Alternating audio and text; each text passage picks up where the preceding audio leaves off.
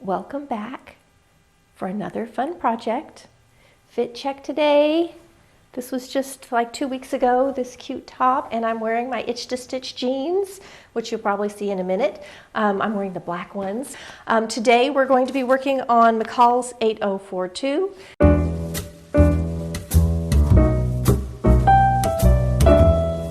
I'm going to be doing view B, but I've shortened the sleeve. I seldom do a long sleeve. I like a 3/4 sleeve, which is what I did with this one. The short sleeve on this is so cute, but I know for me I won't like it. It ends about here and then has a big ruffle. It accentuates the arm, which I don't want, and it looks youthful, or it can, and it's probably too youthful, not the look that I'm going for me. Now, I do like the look, and I could see doing it, especially if I were going with like a lace or something really soft and fluttery. This is a soft fabric, but it's not the look I would want for that sleeve. The other sleeve on view C it has a short sleeve, and then it has a wider piece that's gathered onto it to kind of create a bell, a mock bell almost, and it's a big piece. And actually view C takes the most fabric because that lower sleeve piece takes so much. Let me show you my fabric. This can be made out of any soft drapey fabric. I do a lot of things that need a soft drapey fabric like this one, but instead of choosing a woven, I've chosen a soft drapey knit, which can be done. You can't always transfer everything from woven to knit, and I say this a lot in my videos, but I do it a lot. I prefer the wear and the ease and the comfort of the knit. I have it already started. I've already started laying it out. This is the fabric. It is a blue. It kind of looks like a patchwork, like a calico patchwork, the dark navy blue with pink. I want to show you what I originally was going to make. Give me 1 second. Originally, I was going to make this pattern out of that. I bought it to make twice, and out of this. I love this cherry fabric. It is so cute. I washed it and dried it, and I noticed when I got it that it had a little spot, so I stain treated it. I wasn't really paying too close attention, but I thought, oh, it's got a little spot. I'll stain treat it, no big deal. And then after I got it out, started laying it out, the spot I saw was not all there was. There's a bunch of them, and they're black, and they're on the fold right down the middle, and it kind of looks like ink. If I hide my head, it's right there, and it just keeps going down. They're just all down the middle. Well, this pattern, I couldn't cut around it. It just wouldn't fit. So I will definitely be sewing this into something, but it won't be this, because even with the short sleeve with the ruffle, I tried all the ways. I couldn't get a front and a back on the fold out of this cherry fabric because they're just too wide, and you got the ink stain in there, and there's quite a few of them down the front. So need something narrower. I don't know, it could make cute napkins, but I want to wear it. I love the cherries. Isn't that cute? Blue patchwork for today in knit. I did shorten the sleeve, so let me show you the sleeve alteration that I made and how we're going to lay it out. All right, here's our sleeve. Just have it laying on the fabric, and I have on the length and shorten line folded out about 4 inches. Normally when I true up this side after folding out like this, I lose a little on the wide side. So I'll start here and I'll put my ruler and come down here, and you gain a little on the narrow and you lose a little on the wide. But I wanted to keep this sleeve as full as possible, so I have a nice, kind of like this one, a nice full blousey sleeve. So instead I kind of swung it out and then brought it back in right at the hem. And then this hem did not have, it just stayed tapered, but this gets folded up, and it's sure a lot easier if you have this little V down here like this, if you flare it back out. So I did that on both sides for my sleeve. Now for cutting out, I have 60-inch white fabric. And how this is going to work for me is I've got this folded in half, and I've got my front and my back. Now the front does come fully out, so you could cut a flat front, a single flat front if you wanted to, but because of my fabric, this works best for me. If you had 45-inch white fabric, this might work better. We need only one of that little facing, so once I'm all done, I'll just find a hole that'll fit in, and then I've got to cut 2 sleeves, so they're going to be cut out of this portion here. Fortunately, this fabric is not directional, so I can fold this back on itself and cut both of my sleeves at the same time after I get this section cut out. So 4 pieces. There's actually a 5th, which is the drawstring. I'm not going to be cutting the drawstring out of the self fabric. I'm going to either do ribbon or true drawstring for that instead. Just personal preference. I'm getting ready to refold for the sleeve. I'll show you that in a second, but for doing the little front neck facing, we just need one layer, so I'm just going to cut it out of this little piece, and we need an interfacing, so I've just layered them on top of each other. Interfacing is not as important to get your grain line is perfect. It's not as vital, so I'm worried about my grain line for this piece, and then I just slid the interfacing in behind to be as parsimonious as possible with it, so that I use my interfacing, use every tiny little scrap of it. So, and this is knit interfacing for a knit fabric, so it's going to be happy with each other. So this is how the interfacing and the facing get cut out together. Cutting out the sleeve now, I have folded back on the selvage edge this direction. So instead of folding selvage to selvage, we're folding backwards on itself. And you can do this if your fabric is not directional and does not have a nap. And I don't have either. I have non-directional fabric and it does not have a nap. Knits can have a nap, so you have to watch that. If you decide to fold this direction, that's great. If you have a nap or directional fabric, you'll cut one, make sure you line them up on the top side, so your horses or your flowers or your cactus or whatever don't end up upside down. And you'll cut one right side up and then flip the pattern over and cut one with the wrong side up, so you end up with a right and a left sleeve. Now that we're all cut out, it's important to go transfer all of our markings and get our interfacing fused on, because the very first thing we're going to do is that little front neckline opening that's going to set us up for making our casing and all of that. So this little front part of the neckline is really important. So let me take you over to the ironing board and show you transferring markings and doing interfacing, and then we'll start on step one, which is actually step one, and then we'll head over for step two, lining that up. It's a little confusing because the facing kind of just sticks out in the middle. It doesn't line up to an edge, which always makes it easier. So let's get that all set up so we can move on to step two and start sewing. We are going to start by pressing our interfacing onto our facing. Make sure that you have sticky side to wrong side. Once we've done that, we're going to transfer all of our markings onto the interfacing part. And it'll be easier to see because we have this white interfacing on the back side. So I'm going to fuse this on. I'm going to transfer the circles here, and I'm probably going to go ahead and transfer some stitching lines too, to make it easy. And we're going to do the same thing to our front piece over here. It's got markings that line up with that, so we're going to transfer all of that on this. We'll have to use like a white marking pencil for it to show up. I've got my silicone sheet down. This helps keep me from fusing anything to the ironing board. And if I were concerned, I could even put a sheet on top, and then that would keep you from fusing it to the iron as well. I'm using an iron-on interfacing instead of a sew-in. I prefer that whenever possible.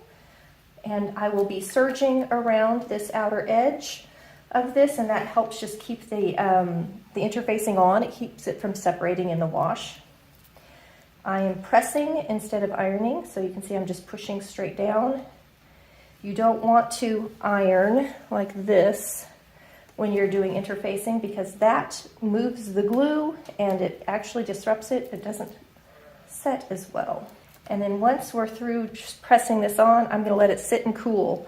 Letting it sit and cool helps also keep it from coming back off. Interfacing that is glue on like this is really meant to just stick while sewing, and then your stitching is what ends up holding it on in the end.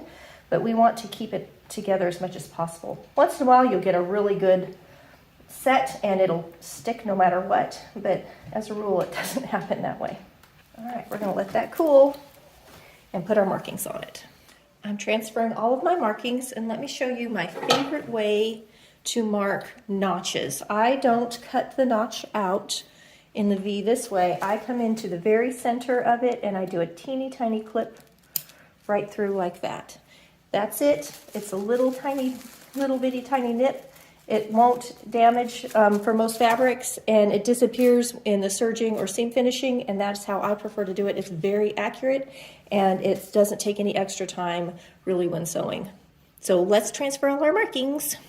Now that everything's marked, and I went ahead and actually marked my stitching lines on this because it's just sort of out there in the middle. I think it's a lot easier if your stitching lines are right on top of that facing piece. We're going to line up those two dots on the facing to our top, and I've made all of my markings on the wrong side because that's where we're stitching. We're sewing on the wrong side. So I've got dots on both, and we're going to put these right sides together. So the right side of my facing will go to the right side of my shirt. So I'm going to turn this over, but we're going to keep flipping back and forth so that we can see what we're doing. Okay, here's my facing, and here's my top, and I've got my little circles. I'm going to grab a couple pins here, and I'm going to poke through this first circle, and I'm going to find it on the other side. So I'm going to be flipping back and forth quite a bit. But if you see here my little markings are, so I'm going to poke that through. Make sure I don't have this folded over. There we go. We're just trying to get these lined up as best as we can. So that's one poked through. And now now that I've done the first one, the second one should be a little easier. Going to poke through the center of this circle. And I'm going to find it on this side. Now my fabric is super soft and knit. So there's those two. So now that I've done that, poked through both sides, I can flatten this out and start straightening this up. And now I can come down and do this one way down here. And that will get us pretty well lined up. So there's the red circle on that side. Now they're all in, and now I'm just going to make sure everything's straight, that everything's lined up right, and I can actually pin this down now, and I'm going to stitch on those lines. That's step 2. Okay, I'm back. I've serged it, and I'm going to do it again. We're all pinned together. I put extra pins along this outer edge just to make sure there's no movement in my knit. And we're going to start at the circle, and we're going to do regular stitching, straight stitching down to the point, sink our needle, and stitch back up. Before sewing, I went ahead and pinned it down, and then I laid my top pattern piece on top of it to make sure that everything lined up, that I didn't have this facing skewed slightly, so I'm just laying everything down, making sure everything lines up. It does. So now we're ready to go to the sewing machine. Okay, we're going to sew this facing down. Sink your needle, get it adjusted so everything's straight, and make sure you do a little back stitching when you first start. Having the line drawn on really helps.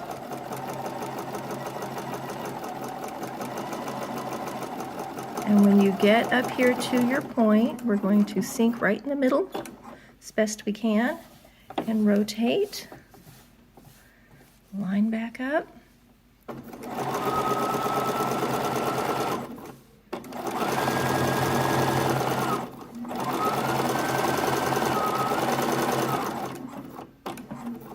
The next step is basting above the small circle, and it says 5/8 of an inch from the cutting line. And so you're going to have to mark this yourself. I wish they'd given us lines on our pattern, but so we're going to be basting 5/8 from this cutting line. So what I've done is I've transferred that line onto my fabric.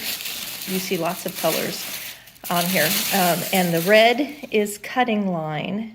And I started to draw a straight line, but before I realized that it's actually angled. And so I went back and drew with green my actual stitching line. So this is just going to get basted, the green line, and then we're going to come back and trim out on the inside.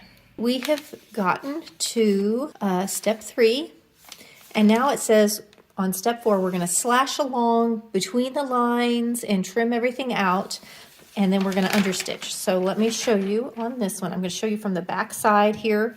The facing's over here, but I think it's easier for you to see it from this side, so that's how we're going to do it. We want to trim away sort of like 5/8 of an inch in here, and then slash down this way. And if it helps you draw the lines in, do whatever you need to do to make it easier for you. And I'm going to use my applique scissors just because they're handy. And if it's not 100% perfect, it's okay. We just want to give ourselves some seam allowance in here.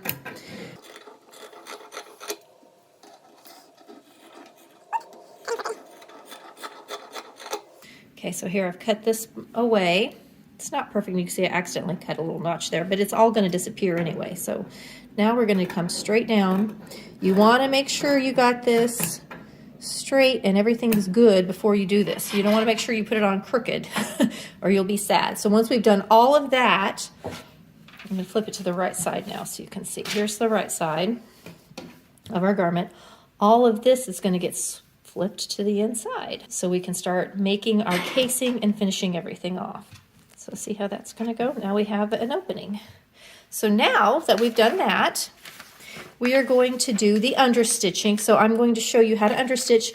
Understitching really needs to happen where the facing is. There's nothing to understitch up here where we've basted. This little section where we've basted is what we're going to worry about on number 5. And because I have seam finished my facing, I've serged my facing edge, I don't need to come back in step 5 and turn under and finish that off because I've done it already.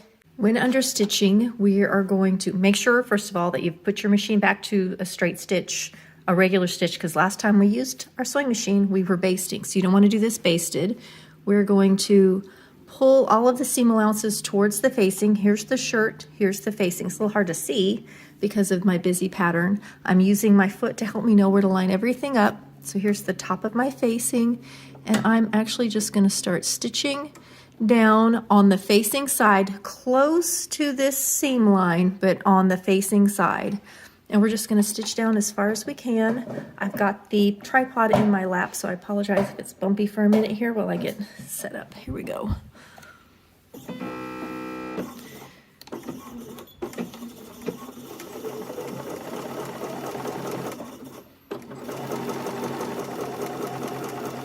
What edge stitching does is it keeps the facing from folding back out to the right side of the garment.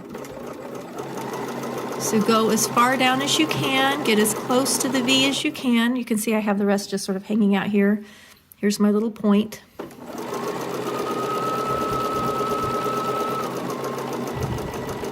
Okay, I'm going to stop there, sink, and I'm going to readjust. My machine's getting all...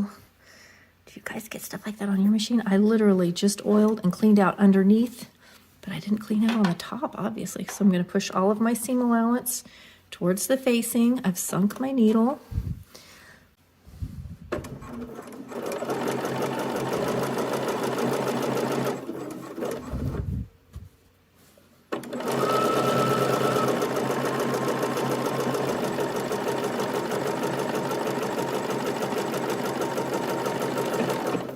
So here it is stitched. This is the right side, and this is the wrong side, and you can see how that understitching is going to help just keep everything laying where it belongs instead of trying to peek through to the other side. All right, we have our front. So here's our pretty little front with our little slit down the middle. Here it is from the wrong side. I've just given it a quick little press. So the front's done. We're now going to take our back and we're going to put our front to our back and sew them together at the side seams. If you are at the sewing machine, you can do a 5/8 inch, just a regular 5/8 inch seam, and then zigzag your seam allowances. If you have an overlock, you can serge the whole thing together. You can serge your seam allowance first, or your cut edge first, and then sew your 5/8 inch. If you want pressed open seams, I'm going to just serge mine together because it's easy and I'm working with a knit.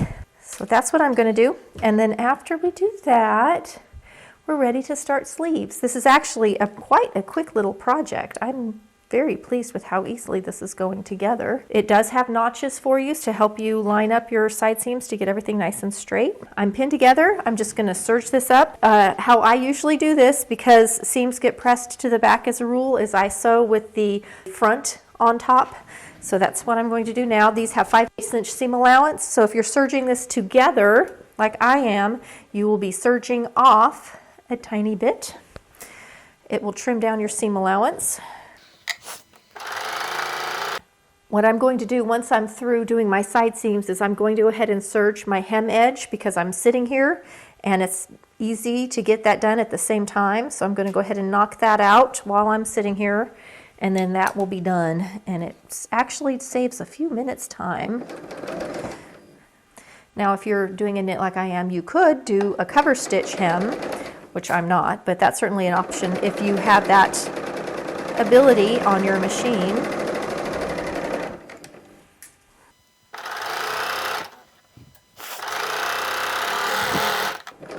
All right, so we have side seams. I'm gonna go ahead and do my hem real quick. And when I do the hem, I switch it so I'm stitching with the right side of the garment up. Again, so that the pretty side of the stitching is on the side that's going to show. Okay, we are now going to go to sleeve. So we're going to grab our sleeve. We are now okay, we've just finished step 6. We're now on step 7. Step 7 says to stay stitch between the circles on our side seams, and there's a little markings on your side seams. I've never had to stay stitch in the underarm like that before that I can remember. So we're going to stay stitch and make sure you have your seams pressed the right direction. You want to stay stitch on the 5/8 inch line. We're now going to go to sleeve. If you're doing, depending on which sleeve will depend on where you skip down to. So step 7 was the stay stitch we just did. Step 8 is making the ruffle. If you're doing the short sleeve with a little butterfly ruffle on it, that's what step 7 gets you going. And then step 9 is pinning the ruffle on. It looks really long. It looks, when you look at step 9, you're like, well, that sleeve doesn't look like it would be way up here, but it's a raglan, technically a raglan sleeve. So that sleeve that you're looking at, most of that sleeve is shoulder and neck ruffle up here. So it's not nearly as long a sleeve as it looks like when you're looking at that short little butterfly sleeve. Step 8 through 14 are if you're doing the short sleeve with the ruffle and the butterfly. I'm not. I'm doing technically the long sleeve, though I've shortened it, so I'm doing the 3/4 sleeve. So I'm going to be doing view B. So I'm going to step 15, which is we're just sewing our sleeve together at the underarm. Look at that long old sleeve. Even though I've shortened it, it still looks really long. So we're going to push right sides together. Make sure you have marked on here. I'm going to double check that I have before I go cutting so I can tell my front from my back. I want to make sure I marked my notches.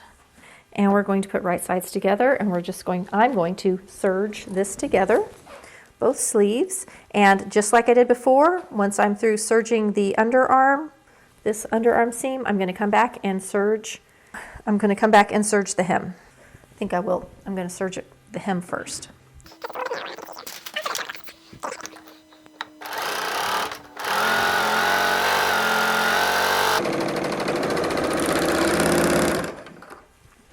All right, we have sleeves. We're now going to pin the sleeves in. Now, they actually have, which is what I often do, they have us, before we even pin the sleeve in, they have us go ahead and do the elastic. I love that. It's so much easier to deal with just a sleeve on its own than a whole garment to do the elastic.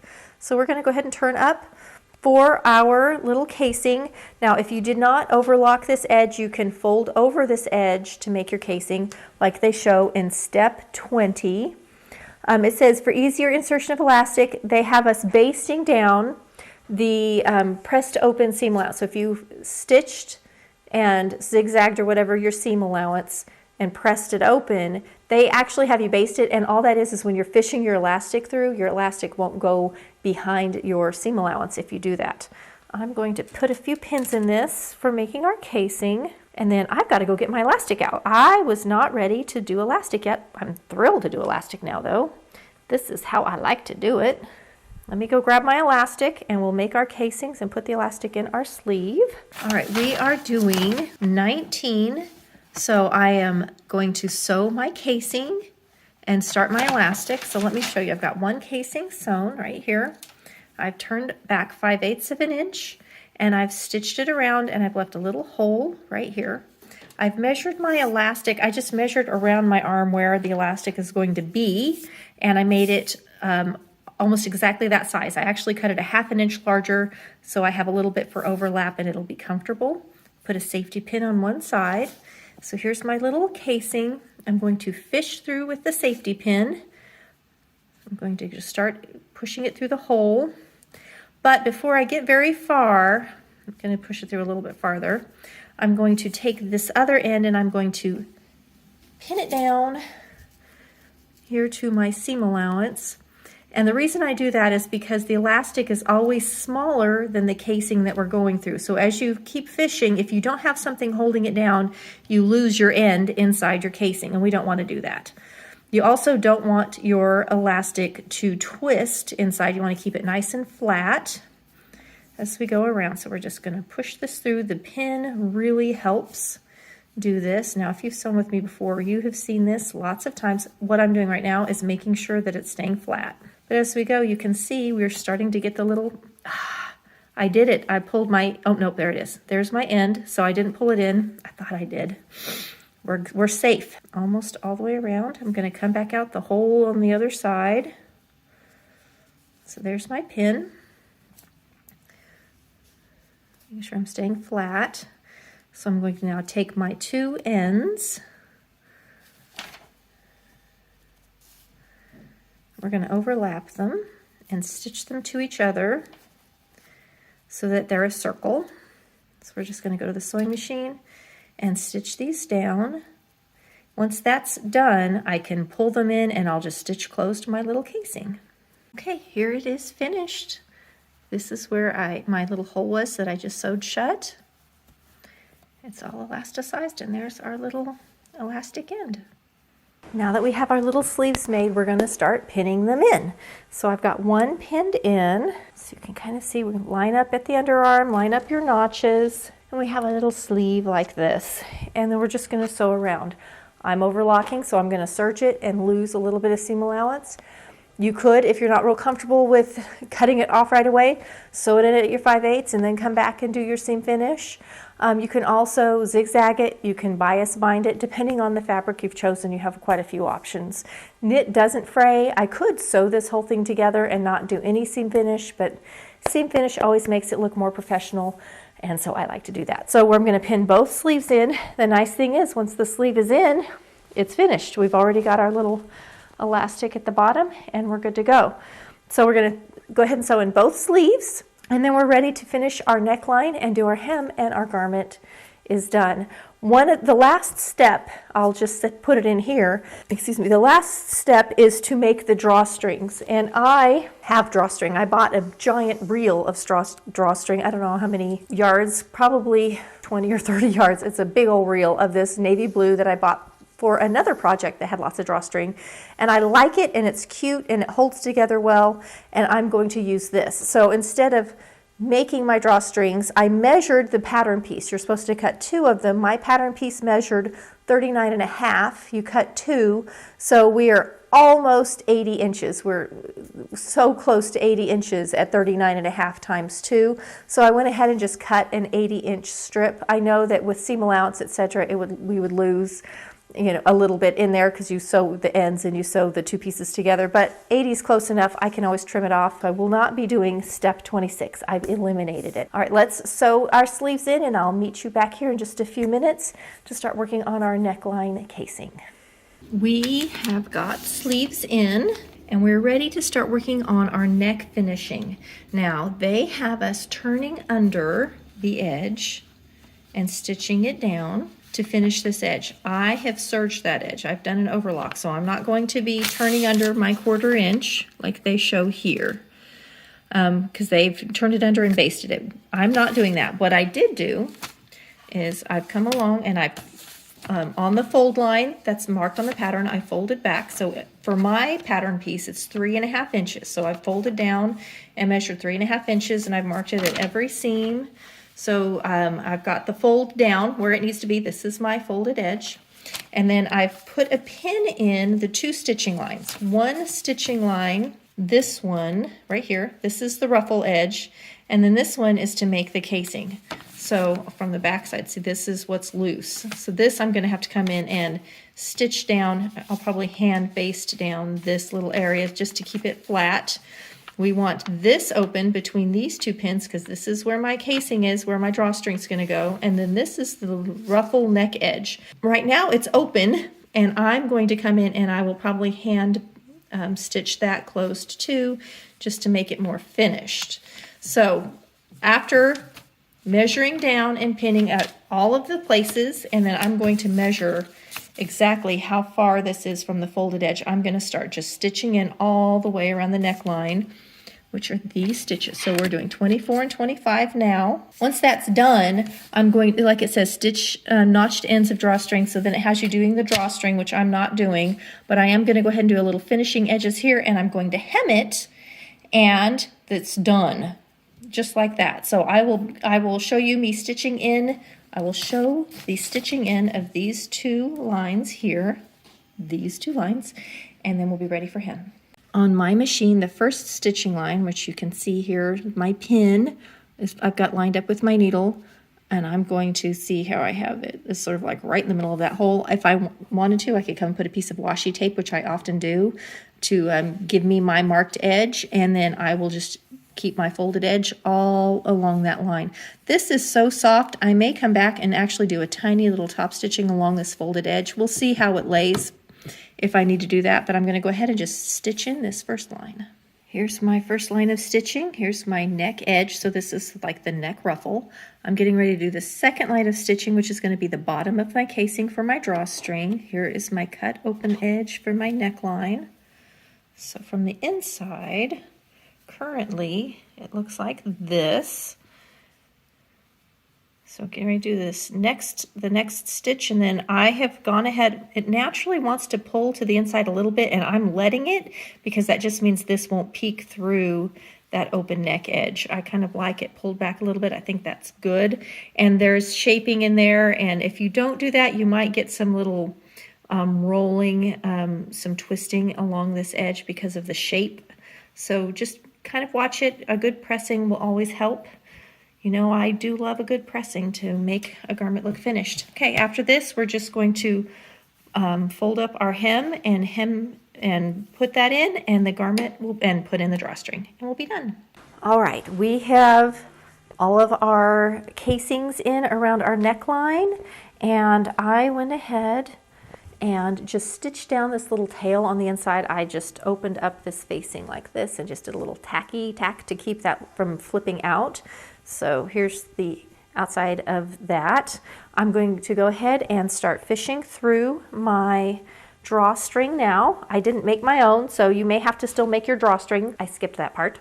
So I'm just fishing the drawstring through. I can tell now it's probably longer than I want, which is, it's easy to cut when you have a woven drawstring like this. If you make your own drawstrings, you're kind of stuck with the length, because if you cut it, you lose your sewn edge. So that's something to think about. This neckline is huge. Here's the neckline before drawing up. So you can see how that's going to gather way in and give us the ruffle around the edge of the neck. The only other step is left is the hem, which I've done because it's just turn up and stitch. So I'm going to go ahead and just fish the drawstring through, give it a press, and I'll meet you over at the dress form, and I've got to try it on too. So I'll show you the finished garment as soon as I'm through fishing this little drawstring through. See you in a second. As I was fishing through the drawstring, I was thinking to myself, if I were going to redesign this a little bit, I would do shorter drawstring ends on an elastic and fish it through, so it would be mostly elastic with a little bit of drawstring, and then I would tack it down when you got the neckline the shape you wanted, because this neckline is kind of hard to get exactly where you want it, get the gathers in the right place, and I may not have it perfect in the back. I'm going to turn around and show you the back neckline. I hope I do, because I can't really see it, so they may not be perfect, but if you put elastic in there and tacked it, it would stay in place better, and it would be easy to pull it on and off, because the elastic would move with the neckline and keep your drawstrings at the right length, and then you just retie the neck. Let me back up and just show you. I like the pattern. It's easy to sew. It's pretty fast. It's really comfy. I would like to try it in a different fabric. I feel like this looks a little, I don't know, it's either on the verge of cottagecore or grandma, somewhere in there, and I don't know that I fit in either of those categories, maybe somewhere in the middle. I will wear it. It is comfy and cute, and it needs a different pant, but I do like it. Easy to wear. I'm glad I shortened the sleeve. As always, I prefer a 3/4 sleeve, and this is just much more comfy and easy for me to wear and less likely to drag it through the soup. I would love to know if you sew this pattern and what you think. Definitely want to try it again in a different fabric. I have a sheer fabric. I'm doing some shopping in my stash, and I found a piece the other day that is a Georgette that I love it so much I haven't sewn it. Like, I want the perfect project, but actually this might be cute in it. This might be the one. I like it.